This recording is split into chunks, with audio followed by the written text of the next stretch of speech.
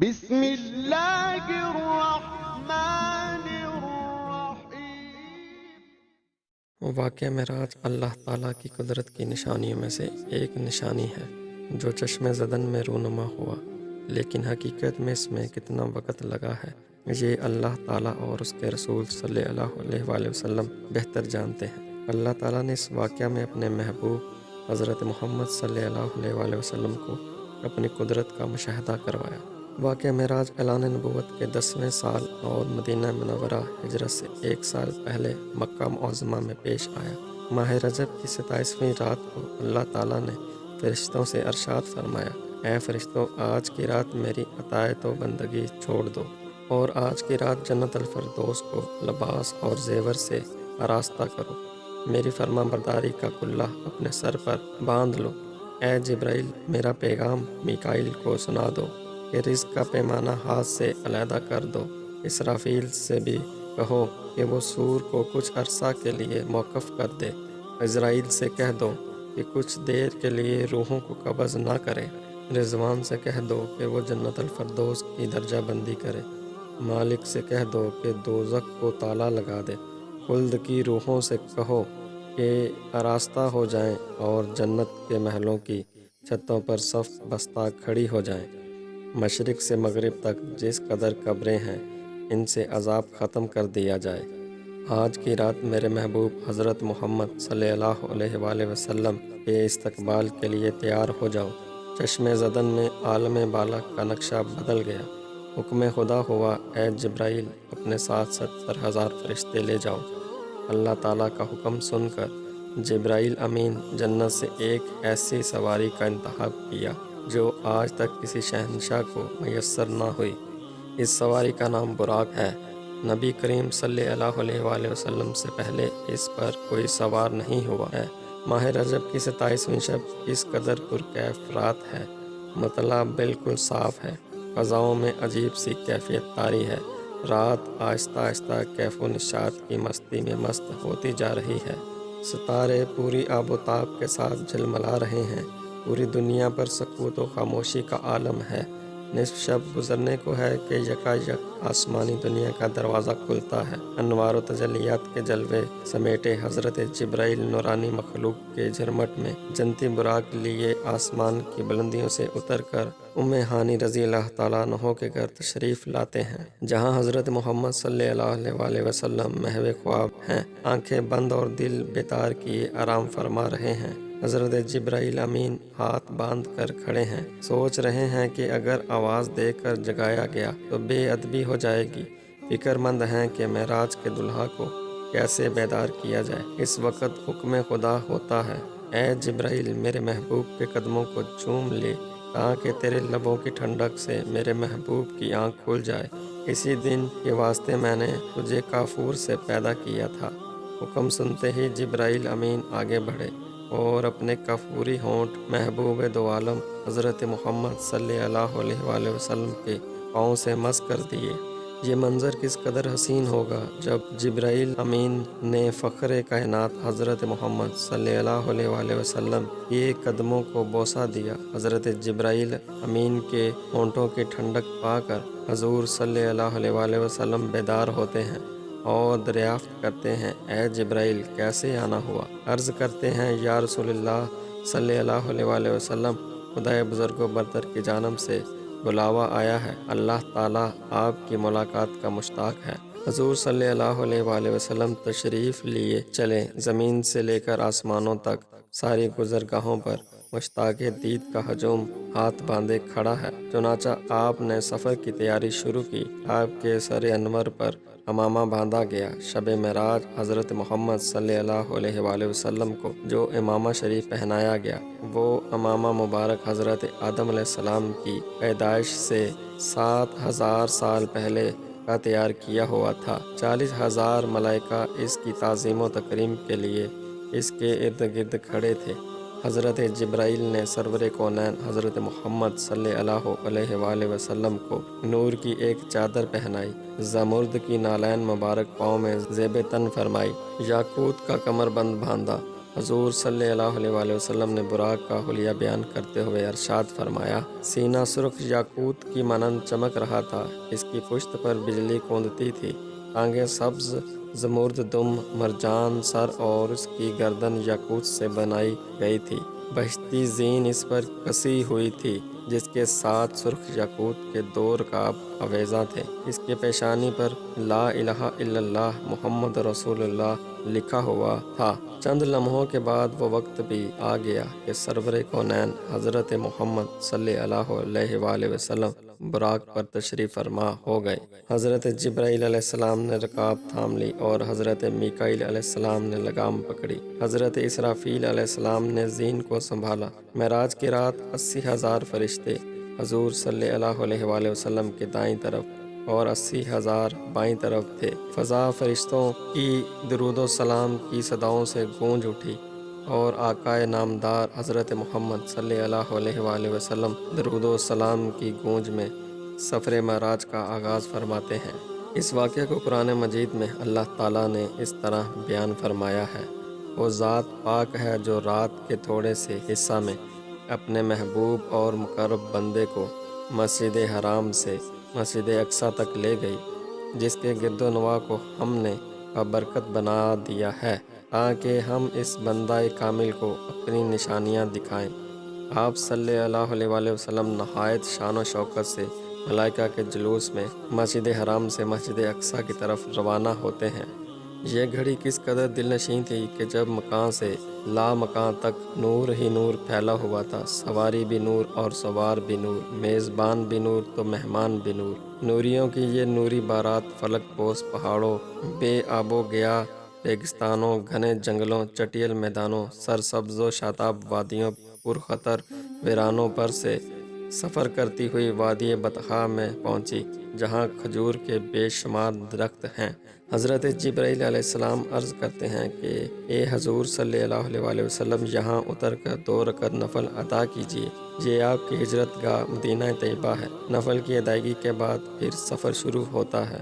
راستے میں ایک سرخ ٹیلہ آتا ہے جہاں حضرت موسیٰ علیہ السلام کی قبر ہے۔ حضور صلی اللہ علیہ وآلہ وسلم ارشاد فرماتے ہیں کہ معراج کی رات سرخ ٹیلے سے گزرا تو میں نے دیکھا کہ وہاں حضرت موسیٰ کی قبر ہے اور اپنی قبر میں کھڑے ہو کر نماز پڑھ رہے ہیں۔ پھر دیکھتے ہی دیکھتے بیت المقدس بھی آ گیا، جہاں قدسیوں کا جمع غفیر سلامی کے لیے موجود ہے، پورو علماء خوش آمدید کہنے کے لیے، اور تقریباً 1,24,000 انبیاء و مرسلین استقبال کے لیے بے چین بے قرار کھڑے تھے۔ حضور صلی اللہ علیہ وآلہ وسلم اس مقام پر تشریف فرما ہوئے جسے باب محمد کہا جاتا ہے۔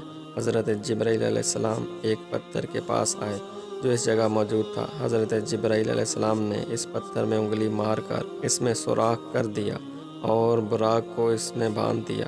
آفتاب نبوت حضرت محمد صلی اللہ علیہ وآلہ وسلم مسجد اقصیٰ میں داخل ہوتے ہیں۔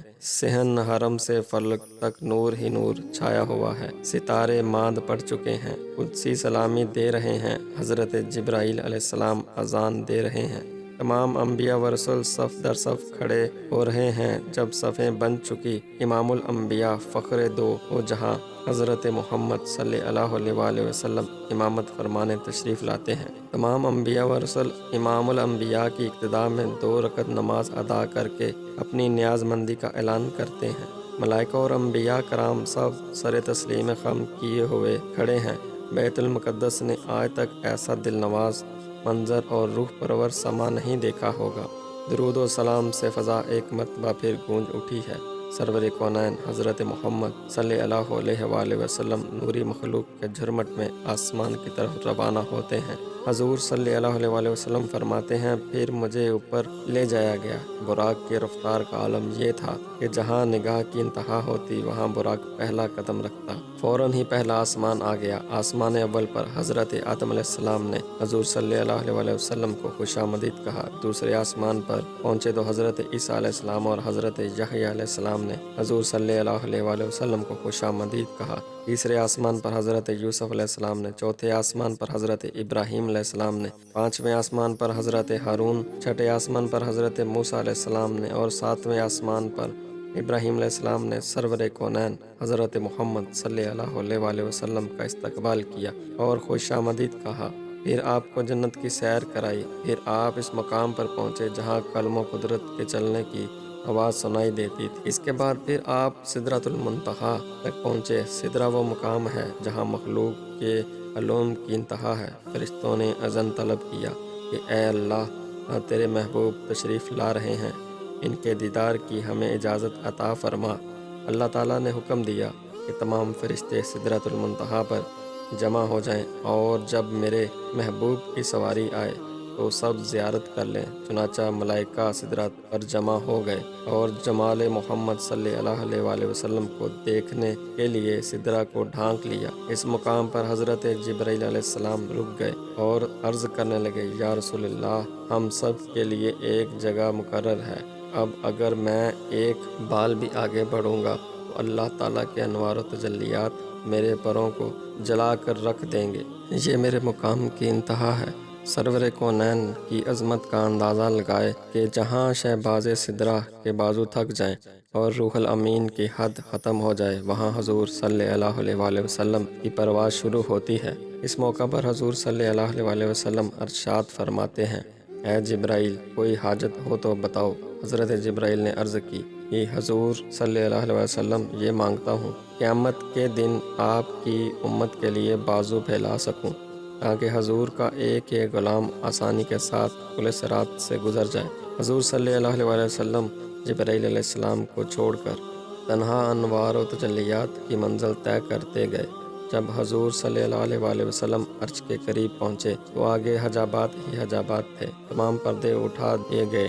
اس واقعہ کو قرآن مجید میں اس طرح بیان فرماتا ہے، پھر اس جلوہ حسن نے اپنے ظہور کا ارادہ فرمایا اور وہ محمد صلی اللہ علیہ وسلم شب معراج عالم مقام کے سب سے اونچے کنارے پر تھے، یعنی عالم خلق کی انتہا پر تھے۔ اس آیت کی تفسیر میں حضرت امام راضی فرماتے ہیں کہ حضرت محمد صلی اللہ علیہ وسلم شب معراج آسمان بری کے بلند کناروں پر پہنچے تو تجلی الہی متوجہ نمائش ہوئی۔ پھر وہ مبارک گھڑی بھی آ گئی کہ حضرت محمد صلی اللہ علیہ وسلم حریم الہی میں پہنچے اور اپنے سر کی آنکھوں سے عین عالم بیداری میں اللہ تعالیٰ کی زیارت کی۔ قرآن مجید محبوب اور محب کی اس ملاقات کا منظر ان دلکش الفاظ میں یوں بیان کرتا ہے، پھر وہ رب العزت اپنے حبیب محمد صلی اللہ علیہ وسلم کے قریب ہوا، پھر اور زیادہ قریب ہو گیا۔ پھر جلوہ حق اور حبیب مکرم میں صرف 2 کمانوں کی مقدار فاصلہ رہ گیا، انتہائی قرب میں اس سے بھی کم ہو گیا۔ صاحب روح البیان فرماتے ہیں کہ حضور صلی اللہ علیہ وسلم اللہ تعالیٰ کے قرب سے مشرف ہوئے، یا اللہ تعالیٰ نے اپنے حبیب کو اپنے قرب سے نوازا۔ جب حضور صلی اللہ علیہ وسلم بارگاہ الہی میں پہنچے تو ارشاد فرمایا، پس اس خاص مقام میں قرب و وصال پر اس اللہ نے اپنے عبد کی طرف وحی فرمائی۔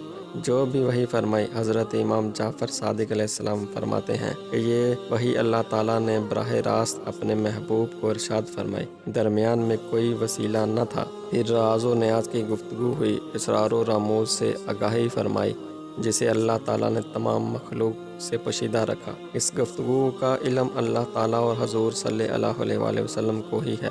اللہ تعالیٰ قرآن مجید میں ارشاد فرماتا ہے، ان کے دل نے اس کے خلاف نہیں جانا جو ان کی آنکھوں نے دیکھا۔ اس آیت کریمہ میں حضرت محمد صلی اللہ علیہ وسلم کے قلب انور کی عظمت کا بیان ہے کہ شب معراج آپ کی مقدس آنکھوں نے انوار و تجلیات و برکات الہی دیکھے، حتیٰ کہ اللہ تعالیٰ کے دیدار پر انوار سے مشرف ہوئے تو آنکھ نے جو دیکھا، دل نے اس کی تصدیق کی، اور اس دیکھنے میں شک و تردد وہم نے راہ نہ پائی۔ اللہ تعالیٰ قرآن مجید میں اپنے محبوب کی آنکھوں کا ذکر فرماتا ہے، ان کی آنکھ نہ کسی اور کی طرف مائل ہوئی اور نہ حد سے بڑھی، جس کو تکنا تھا اسی پر جمی رہی۔ اس آیت کریمہ میں حضور صلی اللہ علیہ وسلم کی مقدس آنکھوں کا ذکر ہے۔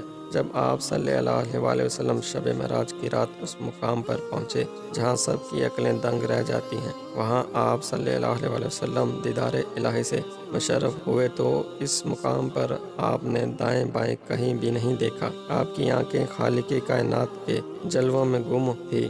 واقعہ معراج کا ذکر کرتے ہوئے اللہ تعالیٰ قرآن مجید میں ارشاد فرماتا ہے، بے شک انہوں نے معراج کی شب اپنے رب کی بڑی نشانیاں دیکھیں۔ اس آیت کریمہ میں بتایا گیا ہے کہ معراج کی رات حضور صلی اللہ علیہ وآلہ وسلم کی مقدس آنکھوں نے اللہ تعالیٰ کی بڑی بڑی نشانیاں، ملک و ملکوت کے عجائب کو ملاحظہ فرمایا اور تمام معلومات غیبیہ کا آپ کو علم حاصل ہو گیا۔ رسول اللہ صلی اللہ علیہ وآلہ وسلم نے ارشاد فرمایا، میں نے اپنے رب کو حسین صورت میں دیکھا، پھر اس نے میرے دونوں کندھوں کے درمیان اپنا ید قدرت رکھا، اس میں میں نے اپنا سینہ میں ٹھنڈک پائی اور زمین و آسمان کی ہر چیز کو جان لیا۔